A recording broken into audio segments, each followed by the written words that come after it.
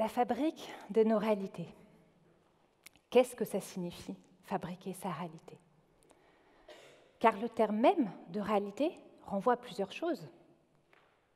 Le monde sensible, notre planète, notre environnement social, économique, géographique, notre éducation, nos talents naturels. La réalité, c'est donc l'univers particulier dans lequel une personne évolue. Alors, je vous rassure, je ne vais pas vous faire un cours de philosophie, je vous promets, non, ce n'est pas du tout le but de ma présence. Si je devais résumer le message que je souhaiterais vous faire passer aujourd'hui, je vous dirais, vous avez les moyens d'agir sur votre réalité, de l'augmenter, de l'enrichir, de la créer. Alors, allez-y, foncez, agissez, expérimentez, en vous faisant confiance à vous avant tout, et en faisant confiance à la vie. Car la réalité, ce n'est pas simplement le monde sensible. C'est aussi celle que nous nous construisons mentalement. C'est votre réalité, la mienne, la nôtre. C'est nos croyances, nos sentiments, nos aspirations, nos rêves.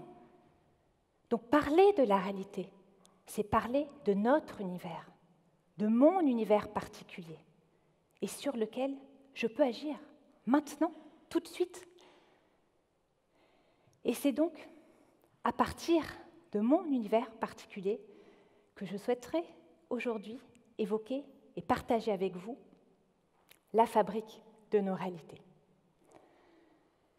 Tout d'abord, dans le quotidien, dans mon quotidien d'enseignante et de chercheur à l'Université de Lausanne.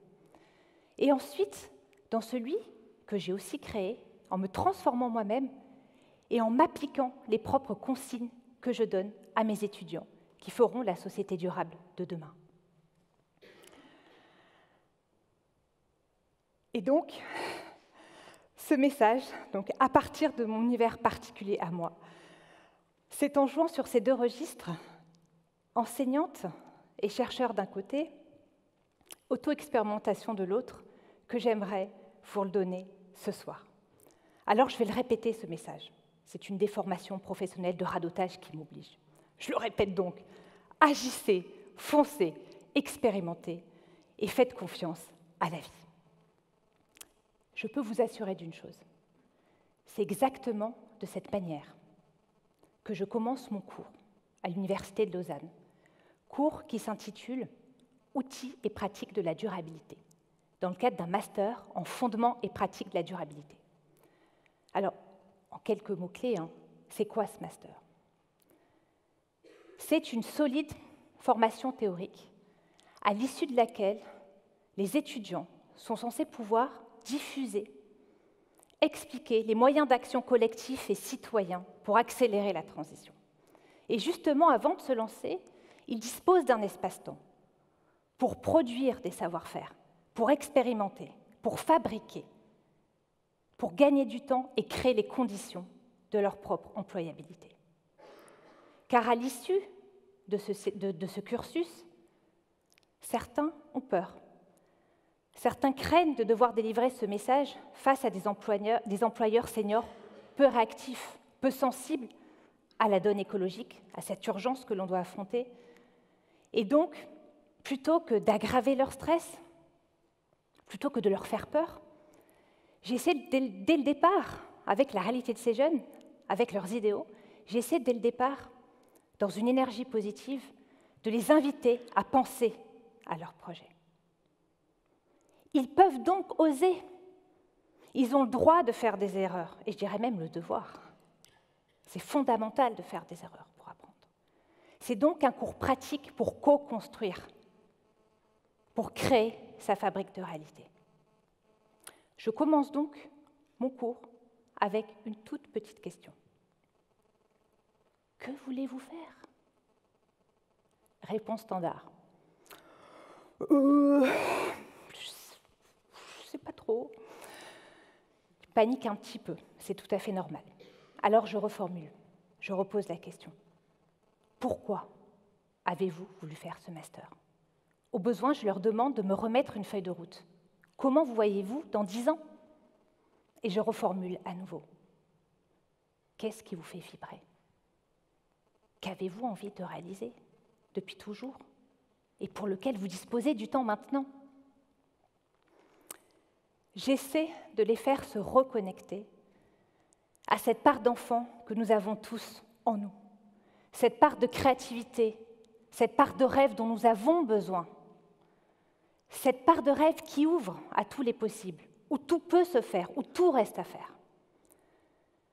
Bien entendu, je les coach également tout au long de l'année. Ils m'envoient régulièrement une feuille de route et ils disposent également d'autres outils.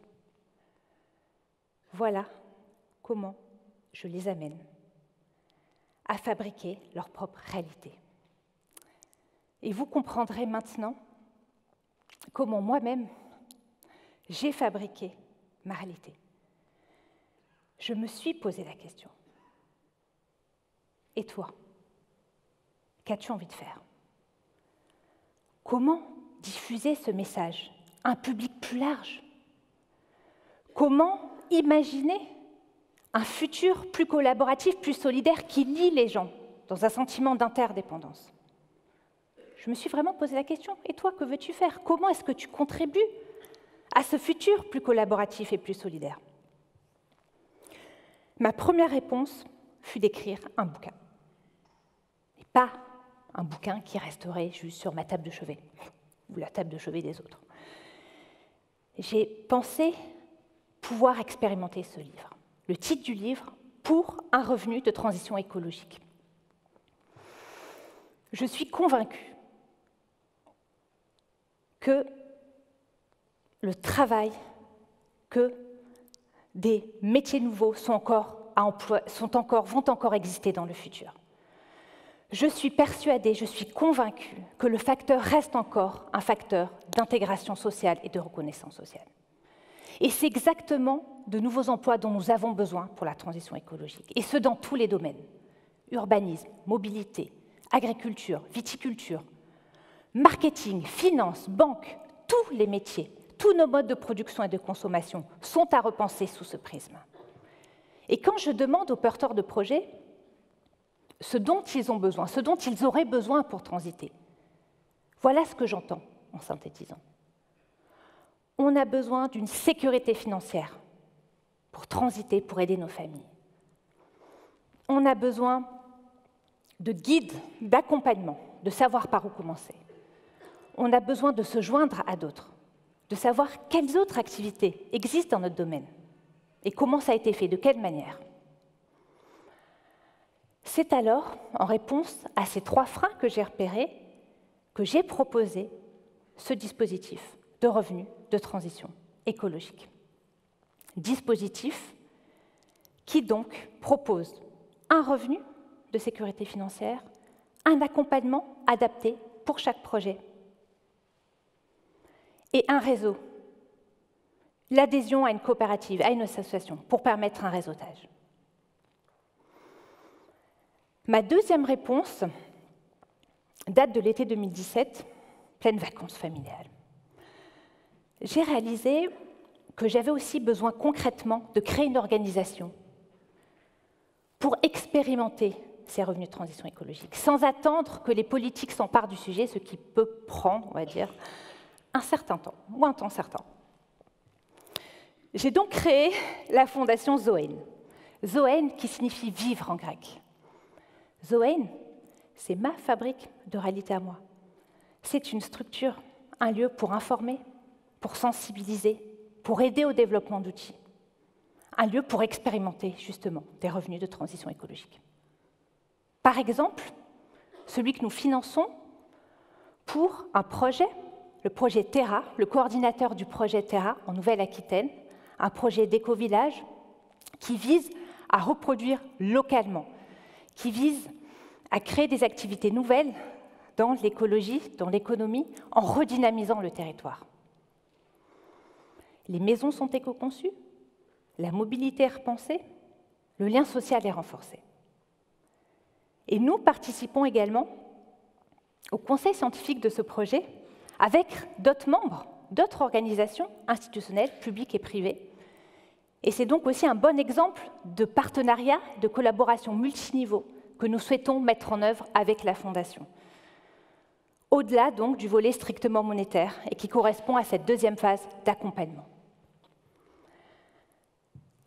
Autre exemple de revenus, de transition écologique, en Suisse cette fois-ci, c'est le soutien que l'on fait à une activité de maraîchère dans le cadre d'une ferme éducative. Soutenue dans son activité, la maraîchère a du temps à disposition pour rencontrer des écoliers, pour former des enseignants et pour superviser également la production locale, dans cette ferme appelée aussi la ferme aux 1000 mains. Et à partir de 2019, nous avons décidé d'expérimenter une dizaine de revenus de transition écologique en France et en Suisse. Concrètement, cela correspond à 10 emplois nouveaux dans la transition. Alors, oui, vous me direz, ok, 10 emplois, c'est sympa, c'est bien, mais c'est peu, c'est une goutte d'eau. Oui, mais non. Parce que chacun de ces emplois est lui-même lié à une activité clé dans un domaine clé de la transition. Chacun de ces emplois est également lié à des associations, à des partenaires, et chacun implique de nombreuses personnes actives dans le projet. Donc en gros, pour chaque emploi soutenu, c'est plus d'une centaine d'acteurs qui sont indirectement concernés. Et en plus, ces projets, conformément au troisième volet du dispositif de revenus de transition écologique, nous les mettons en synergie pour créer une mutualisation des ressources, pour créer des collaborations interprojets. Nous pensons donc que le potentiel de contagion est extrêmement fort. Alors nous, je dis nous depuis tout à l'heure, mais nous, c'est qui? Nous, c'est une équipe de scientifiques engagés, de bénévoles, dont des étudiants de la première volée du master, qui ont découvert le projet à l'issue de leur propre présentation, en voyant que je m'inspirais des mêmes contraintes que je leur avais soumises, de la même feuille de route. Autant vous dire que la sidération était totale. Aujourd'hui, 2 étudiants sont employés de la Fondation. Ils assurent une partie du comité de pilotage, de sélection des projets, à côté d'un conseil scientifique assez prestigieux, composé de spécialistes du climat, de la biodiversité, de la finance solidaire, même d'un prix Nobel. Aujourd'hui, c'est donc 30 personnes qui se sont spontanément engagées dans l'aventure Zoen, convaincues de vouloir donner de leur temps, de leur énergie, de leur expertise. Pourquoi faire? Pour fabriquer une autre réalité économique, écologique, sociale. Et si elles l'ont fait, c'est aussi parce que j'ai pu les convaincre.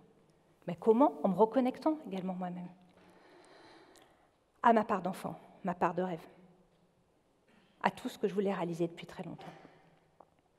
Et cette pratique de reconnexion, j'ai pu également la faire en écoutant les autres, humblement, en m'inspirant des porteurs de projets, en m'inspirant des parties prenantes, qui font preuve, je peux vous le dire, d'un courage énorme, énorme, énorme.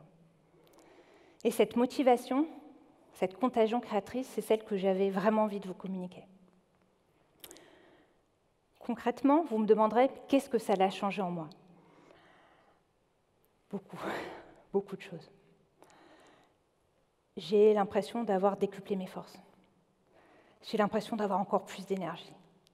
Et cette énergie, j'ai vraiment envie de la transmettre à toutes ces personnes, à tous ces porteurs de projets qui le méritent encore plus et à d'autres encore. Alors par exemple, moi qui déteste la recherche de fonds, mais je déteste faire ça, je me suis transformée depuis en spécialiste de raquettage, y compris de ma propre famille. Pour tous les anniversaires, les fêtes, boum, au profit de la Fondation. Et de tous les autres mécènes, méfiez-vous, que je peux rencontrer. Autre chose, à un niveau plus global, plus général, j'essaie de repenser le problème du réchauffement climatique, de la globalité, à un niveau plus large, pas simplement au nord. Et c'est très important pour la suite des actions de la Fondation. Pensez la suite des actions du nord au sud. Et je suis convaincue qu'à une autre échelle, à un niveau plus global, plus planétaire. Pour penser la transition, il est important d'agir ensemble, organiser, d'échanger nos idées au-delà des frontières, au-delà des murs que d'autres s'efforcent de construire. Construire ce que Pablo Servigne appelle, j'aime beaucoup la phrase, l'autre loi de la jungle, l'entraide. Apprendre les uns des autres en se respectant. Construire un nouveau monde plus solidaire, plus écologique pour nos enfants. Ce que je voulais vous dire aujourd'hui, ici et maintenant, soyez votre propre réalité. Croyez en ce que vous voulez faire. Croyez en vos rêves. Parce que vous êtes les meilleurs ambassadeurs du monde, à partir de votre monde, à vous. Agissez sur la réalité en déployant la vôtre. Et plus vous serez optimiste, confiant, engagé, croyant en votre projet, et plus les opportunités, les rencontres fortuites, les hasards se présenteront. Pour conclure, j'aimerais vous raconter une petite histoire. C'est l'histoire d'une petite grenouille. Une grenouille qui participe à une course pour se hisser au sommet d'une tour. Cette grenouille, au début, elle est avec plusieurs autres, elle est sur la ligne de départ. Mais au fur et à mesure que la pression de la foule un petit peu désagréable arrive, arrêtez, pour qui vous prenez-vous, abandonnez, toutes ces petites grenouilles disparaissent les unes après les autres. Et à la fin, courageusement, petite grenouille qui somme tout doucement, qui arrive à se glisser au sommet d'une tour. Il n'y en a plus qu'une. Et elle finit seule la course. Alors, toutes ses copines se précipitent et lui disent « Mais quelle est ta force? Comment as-tu fait? Quel est ton secret? Dis-le-nous. » Connaissez-vous le secret de la petite grenouille? Elle était sourde. Exactement, elle était sourde. Elle n'a pas entendu les critiques. Elle a suivi son propre chemin. Le secret pour fabriquer sa réalité, c'est écouter soi, suivre son instinct, sa petite voix intérieure, en restant humble. S'écouter soi, c'est la clé pour fabriquer sa réalité. Alors, quel que soit votre projet, si c'est celui qui vous fait vibrer, si c'est celui que vous ressentez, agissez, foncez, expérimentez et faites confiance à la vie.